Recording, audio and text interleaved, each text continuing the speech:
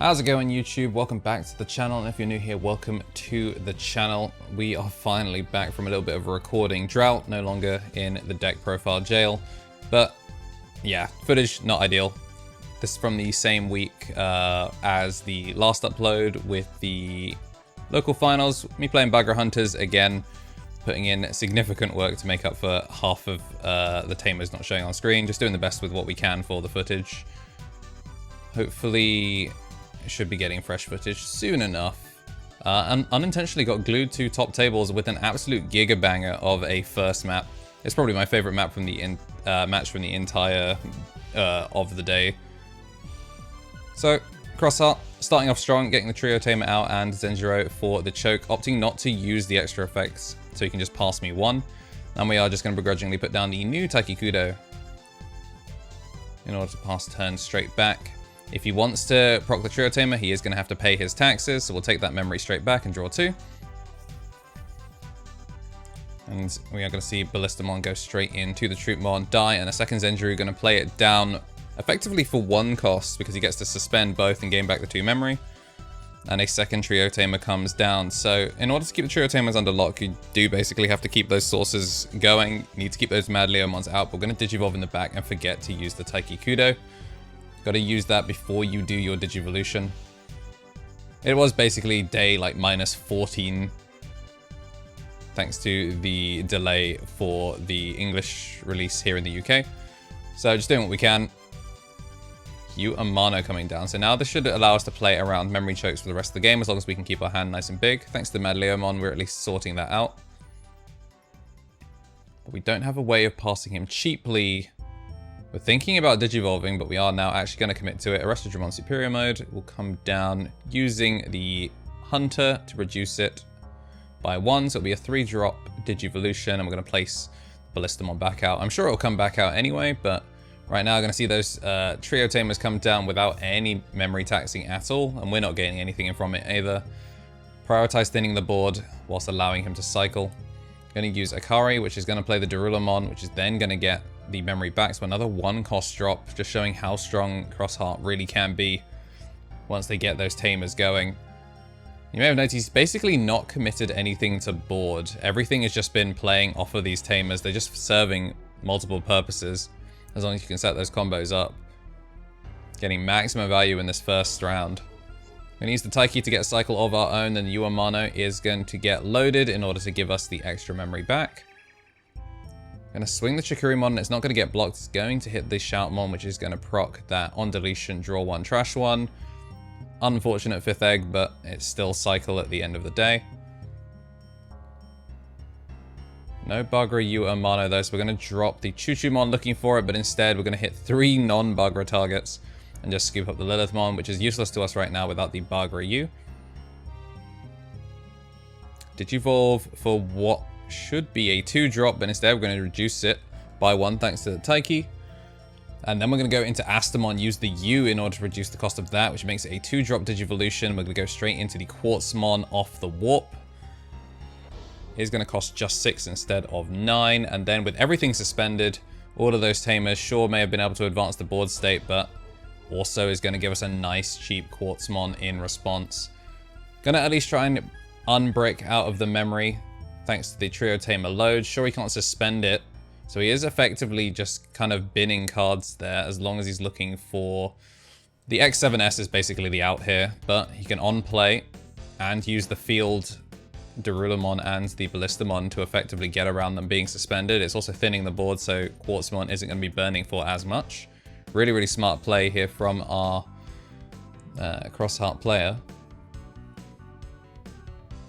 We're going to see Sparamon built up in the back, and the Taikikudo is considered, but doesn't commit to it because he's just being aware of once that Taiki gets suspended, then it's another target for the Quartzmon to just blow away. So instead he's just going to open pass to try and keep the numbers down. He's basically trying to play around getting triple burned. 2 Shoutmons in the opening security certainly doesn't help, so hasn't been able to digicross from the field. Alright, gonna use the Taikikudo for the cycle, and we should still have the pieces we need in order to load up the U, so we will do just that, go up to 4. The open pass is certainly a lot more memory than he wanted to give over. Digivolution in the back, once again, get the cycle going, and Quartzmon is going to get ready to swing, which will suspend the other body on the field. Draw 2 off the Gumdramon and the Astamon. We're going to double trash and then swing into the last one. So a whole bunch of the Cross-Heart Gaggle in security, but no Shoutmons. Going to play the Mad Leomon for the full 4 cost, using the Digicross from hand, and then we'll go into the Arrester in order to put the Shoutmon cross 3 under the body so it can't blow itself up. Get that extra memory going. So that does pass over the 4 memory actually, because the Tamers are suspended. And he does forget to cycle the Taiki, Kiriha, and Nene there. Instead just goes straight for the Taiki, and now it's kind of at a point where we can't really repair the board state. So unfortunate whiff there on the Trio Tamers. Could have really dug deeper for those Shoutmons. Would have actually just drawn straight into them. And may have actually just been able to commit them to field and then be able to spin the body from there. Unfortunately, just going to use the Taiki Kudo to try and bring out what they could.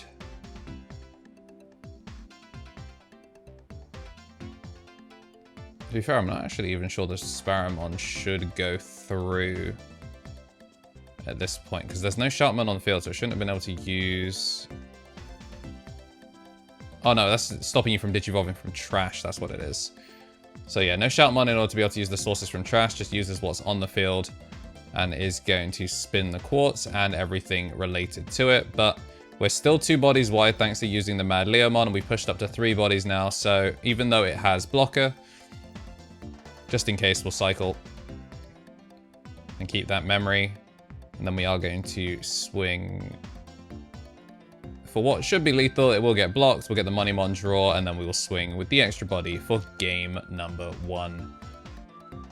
Hi there.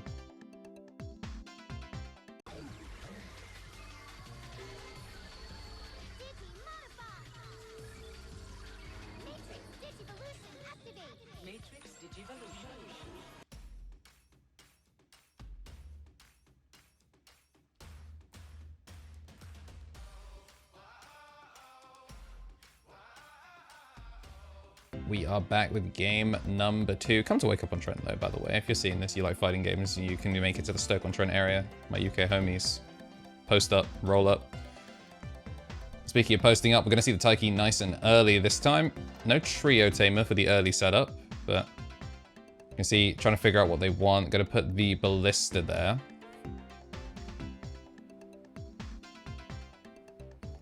And instead just going to use them as fodder in order to get the Shoutmon cross 3, which is going to toast a bathtub next turn. Going to push out the rookie that we set up in the back, getting 5th egged on the opening egg, at least gets it out of the way early, so it's going to be all Moneymon from here. Mad Leomon going to be set up just in case the Trio Tamer does come down. Want that set up as soon as possible. They won't get any draw off of the X3 hitting the trash.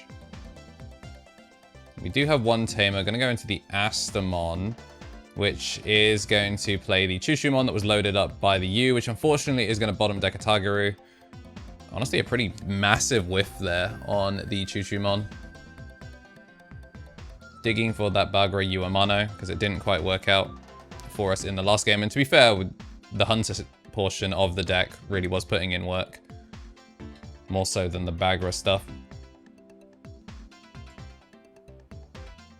And we're going to see the Sparamon swing in, get the draw off the Pikmons, and it is safe from any tax.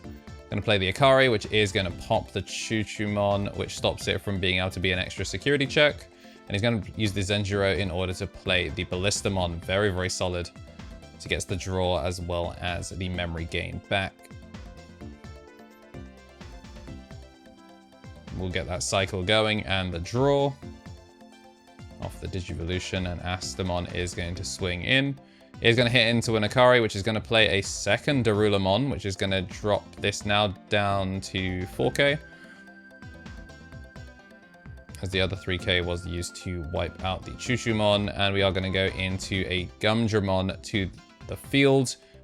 I don't actually think we loaded up anything because I'm not seeing a draw there. So it was just to put the body on board. Never mind, we do see the draw. And then we do go into the Damemon. Reduce the cost by 1 off the Taiki, which then lets us play the Uemano that we drew into off the Gumdramon for free. So that actually works out pretty well. The Damemon often isn't that useful. Because there's more Uemano targets, you can sometimes find yourself not being able to actually use it to play the Bagra U because you have the Hunter U instead. But rare instance of that one actually getting us the Bagra U as we wanted it to. We'll see the Mad Leomon and a second Uemano in security. 2 bodies still left on the field, 1 blocker. 1 memory to play with on the side of the Crossheart. All the Tamers also unsuspended, so there's a chance to at least get some value back, choke to 1, and get that draw power going. The Damemon great for getting the U down, but no tax being applied to these frequent draws. Akari getting away scot-free. Taiki gonna get us some cycle. And we are gonna use the Soundbirdmon pushed out of raising to load up one of the Uemanos, which will give us the draw, and then we will draw and gain 1 off of the Uemano itself. Just figuring out whether we want to load the purple card that we've got.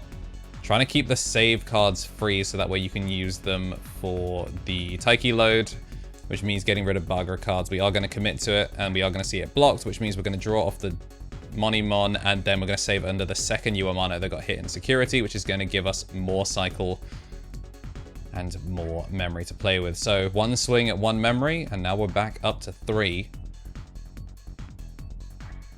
2 to 4. I'm gonna swing in at that now 7k, I guess.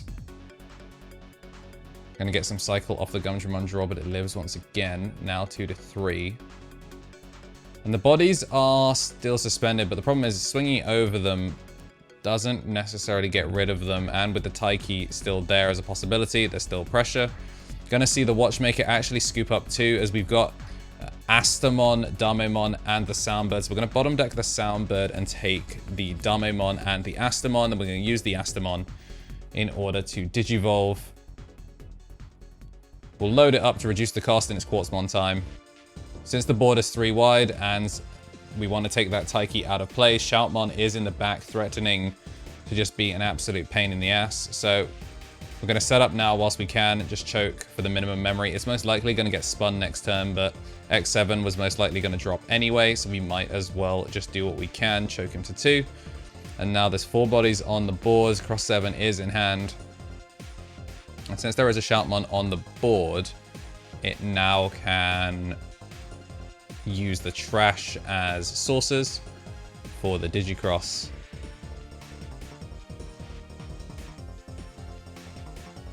It kind of works out overall. Not only are you thinning your own board to try and play around the Quartzmon burn, but you're also going to be spinning the Quartzmon as well.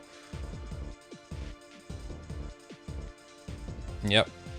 There's the egg going to trash, so it looks like we are going to be seeing the Digicross scoop up everything on the board. Shoutmon, Darulamon, Starmons, and Ballistamon. And we also saw Shoutmon King mode in there. There's an Ignite, the Greymon. There's a whole lot of stuff. I think there's a Cross 3 somewhere in there. So not entirely sure what effects we have live, but either way, the Shoutmon Superior is going to spin the Quartzmon, but we do have a level 5 purple on our side of the field. And we have 5 memory to play with, not using the Darulamon from the field, instead using the one from underneath one of the Tamers. Actually a huge mistake, because now Bagramon on Digivolve can turn that boy inside out, put it straight under the dog, and will burn the top card of security. Goodbye, Ballistamon. And we can swing at security, or we could swing over the Darulamon. Sure, the Darulamon itself will save, but it was a cross 7 going to the trash.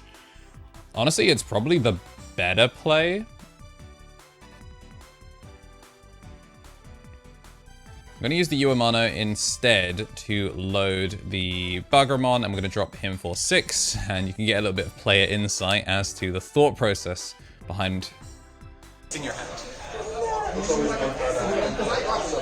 I don't hate you that much, so I will just send the trio tamer because the Shoutmon needs to stay. If I rip it, I rip it. If you got it, you got it. Raw for 2.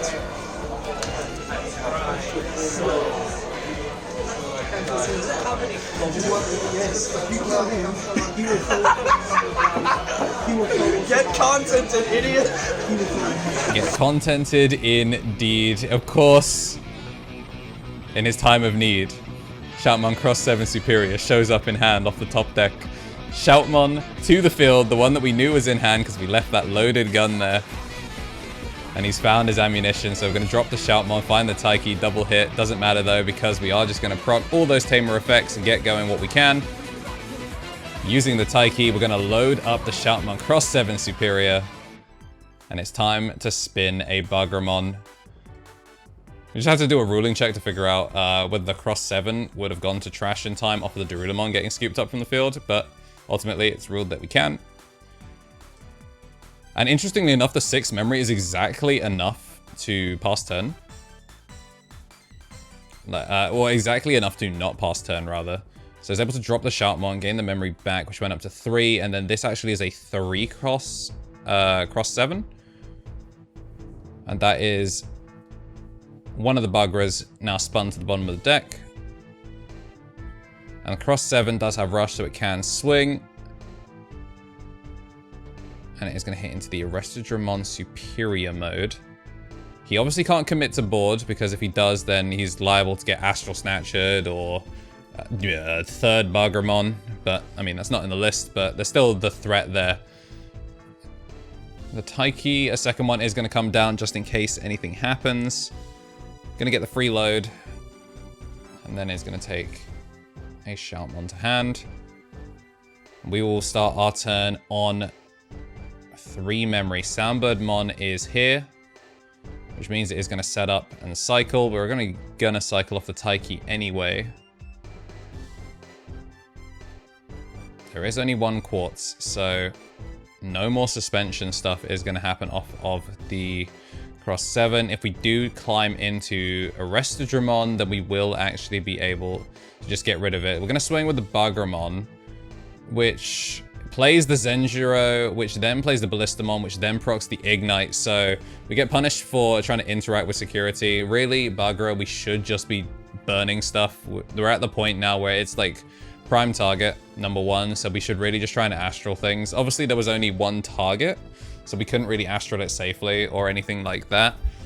So we did kind of find ourselves stuck in a swinging position, advancing the board state, but we do get punished for it.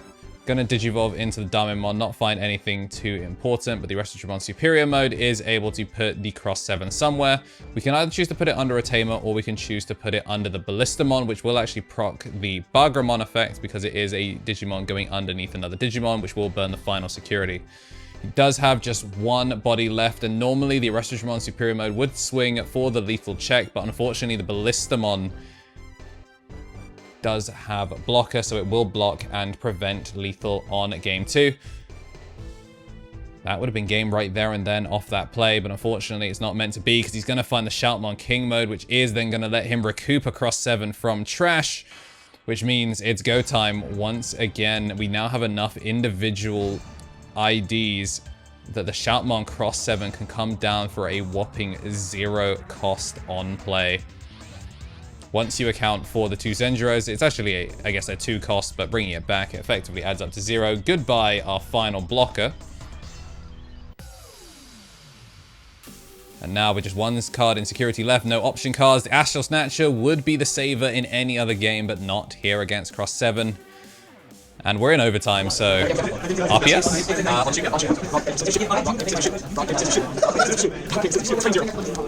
And eventually 2-1, a very, very real win, but fun stuff. I hope you guys enjoyed the gameplay. We had an absolute blast playing it. And of course, we'll be back once again next week. If you made it this far, make sure to like and subscribe, and we'll see you in the next one.